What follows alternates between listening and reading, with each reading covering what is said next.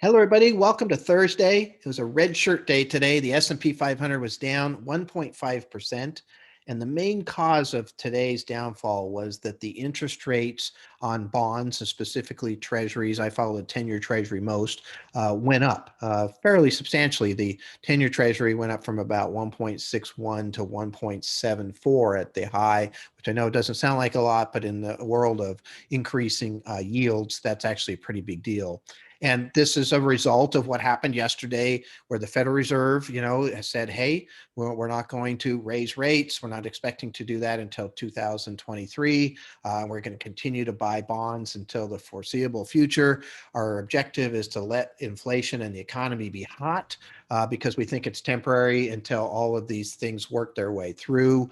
The stimulus combined with all this money people saved last year, combined with the fact that all these companies have cut back on their supply, you'll get a situation, at least for some of these companies and some of these industries, where you get possibly higher prices. We're already seeing it. Where semiconductors are having a shortage, and so we're seeing higher prices. Semiconductor lumber is having a shortage because people are building houses so much, and so now we're seeing an increase in price in lumber, and that's what they're seeing. And so I guess the only fear that the market really has is the Federal Reserve underestimating the amount of inflation that might happen, and that they actually would have to increase rates or cut back on bond buying sooner than expected. And of course, that would mean the market has to readjust to those, parameters. So personally, looking at this, I think that this is an opportunity. I think there's some money to be made here. I think you have to be very careful with your bonds. Bonds are going to have a really tough time here for quite a while. I mean, 6 to 12 months would be easy.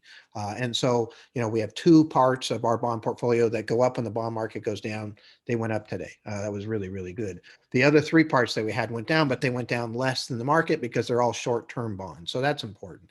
And then your stock portion of the portfolio should be geared towards value, in my opinion, and specifically geared towards things that are going to make more money as the economy opens. So, for example, energy dropped today quite a bit. We have a couple pieces of that in our portfolio. Clean energy dropped even more, actually, across the board.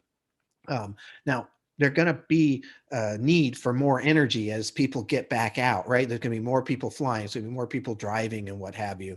And really what's happened is the energy has kind of run up quite a bit. And I think this is just kind of a settling. So I think that will work out okay also. But value is going to outdo growth in this environment. We saw that today. The NASDAQ had its worst day of the year. It was down 3%. That's where a lot of the growth stocks are.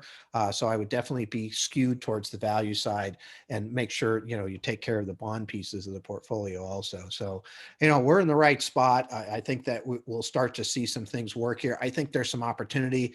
A hot economy means companies are making more money, means that they're hiring more people, means that those people have more money to spend. And ultimately it means more earnings, and earnings ultimately means a higher stock market. And so I think that's going to happen. Now, I mentioned last week that the transition from being under the pandemic, lockdowns to being completely open, which is we're heading into. First of all, we've never seen this before, so all the money managers are running around trying to figure out what's going on also. But secondly, we're probably going to see a lot of rockiness in there, and that's exactly what we're seeing today. Just, lots of the market's just all over the place as it tries to figure out what this means and how this is going to work. You combine this with the fact that the Fed is doing something they haven't normally done. And you got a lot of people like me that have been, this is my 35th year of watching money. It's kind of confusing. And so that's why you're seeing these markets kind of tumble around. But in the end, higher earnings will equal a higher stock market. And I think, as long as you can survive the bond portion of the portfolio, this is going to be okay. This is actually probably more of an opportunity than it is anything else to make some money. So let's see what happens tomorrow. I look forward to talking to you then. Thank you very much.